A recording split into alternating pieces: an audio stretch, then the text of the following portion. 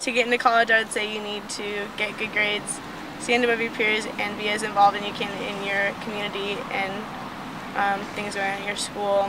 Everywhere that you can be involved, be involved. Schools will look at your grades, they will look at your standardized test scores, and they will look at your essay and your involvement in extracurricular activities. And all those components figure into an application.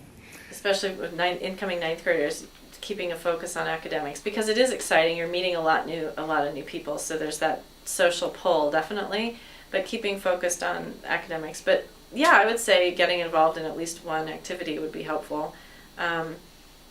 Maybe it means starting your service learning early and getting involved in something that's going to last you 4 years, so that you're then showing a college, not only are you getting experience in that area, but then you're showing a college, I committed myself to something and it lasted for 4 years. And then use your time to really develop your profile. Think about what it is that you enjoy doing. Pursue opportunities that you find interesting. And if you like it, stick with it. If you don't like it, find something else. Right? There's opportunities to kind of develop these things. So I think it's to your advantage early on in high school to develop those opportunities. Do well in school. Work with your teachers. Get to know them. Because you're going to need letters of recommendation.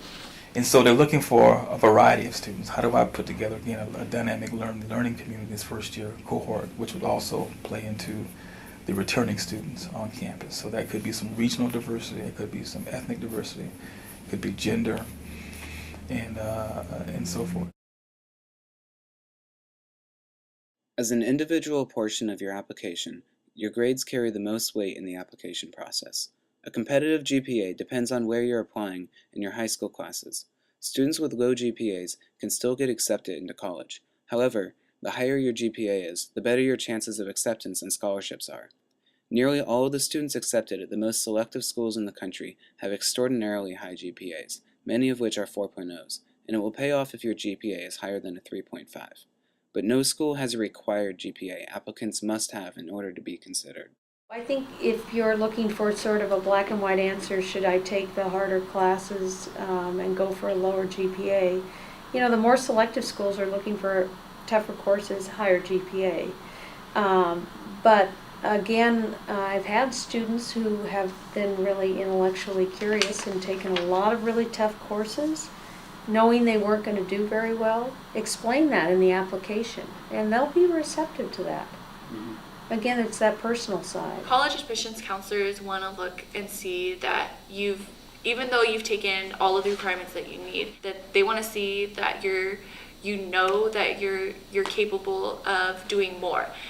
They want to see that you're still actively, that your minds are still moving and they're still thinking about different things.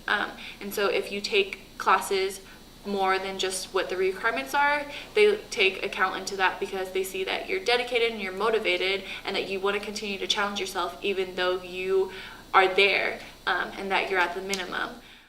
I think a good general rule of thumb as a strategy is that colleges like to see students who are challenging themselves within the realm of reason and within the realm of what is realistic for them. I think something just that we talk to students about is this upward trend. So if a student, a lot of students don't start right up here. So if a student comes into our program and is around right here and maybe middle of the road or a little below, we talk to students about this upward trend. So improving grades gradually, improving rigor gradually, because when colleges accept students or are looking at what students are going to have on their campus, they want to see this trend that's going to go like this, because obviously in the next 4 years that will likely keep going up. Along with grades, college admissions will look very closely at your ACT or SAT scores. Admissions departments will have no preference between either. Take the PSAT and the plan test, as well as practice SATs and ACTs to see which one you'll do best on. Then, dedicate yourself to studying for the exam and retake it at least once. Once you've retaken it, you only have to send your best set of scores in with your application. ACT math tends to be tougher, and it includes a science section. Vocabulary's a little bit easier, and so it's a lot more straightforward.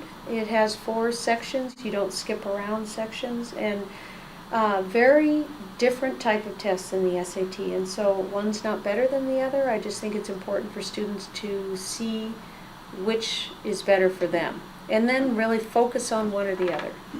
No schools are really going to differentiate.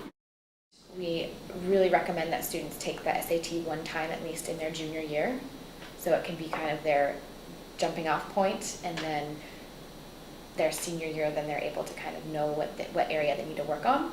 So a student might come to us in their junior year with their SAT scores, and we'll see like, okay, doing great in this area, but math is the area that we could really, if you bump this score up, it could really make a difference when you're applying to college. So then focusing on setting a goal for a score, and then kind of taking it from there. And you just simply have to know, you have to find out all the tricks of the trade and how do you take those tests. I mean, what it measures, in my opinion, is not only what you know in terms of content, but how well you can take tests. And you have to, become as efficient and strategic as possible when taking standardized tests for college. I think that what's crucial is that you understand what they're looking for. Not so much the specific facts or information that they want you maybe to know, but that you know how to answer the questions and you know how to approach a question. And that is really only fostered by taking practice tests. So that's the best way, I think, to go into a test is knowing how to take the test, and then from there maybe the information on the test, in this case at least. You can't make assumptions off of grades and off of SAT scores alone, like just them alone. So if you're looking at a student's application and you're just looking at their GPA, that is not a reflection of the person that they are. And so that's why having all these different aspects in the application process is for them to read through all of them and to get a better understanding of who you are as a person. Admissions offices at all types of schools are trending towards holistic review.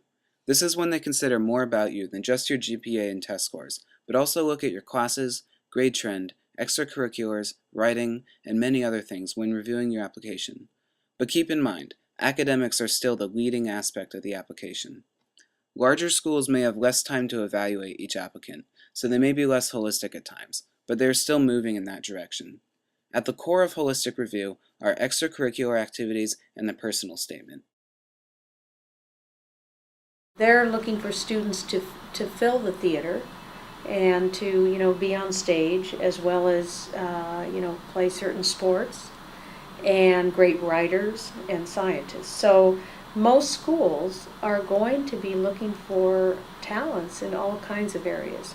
So if you have that, it is important to let that come out. Now, if you're a well-rounded student, many schools are also looking for those types of students who are maybe leaders in their school, or they're have an interest in, and it can be very general. I mean, they've just done a lot of activities, so they're the type of student who's going to be involved in the college once they get there. I mean, and I believe this for college, I believe this for life, but the experience you have is what you put into it. So you're going to have a richer, fuller experience the more you get involved and put effort into everything that you're trying.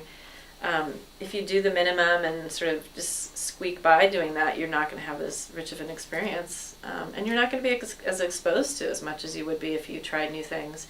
Part of this age and preparing for life is taking risks and challenging yourself, and clubs and new sports and activities are a way to grow as a person beyond what you might be growing, how you might be growing academically. Yeah, I think it helps a lot for them to see that you're involved with different things. Maybe not say like a whole bunch of things. Like, I guess the more the better, but it doesn't necessarily have to be a whole bunch of things. It could be just maybe one or two things, but that you're actually involved with them, and that you're actually making a difference, and that it's helping you, giving you some kind of skills.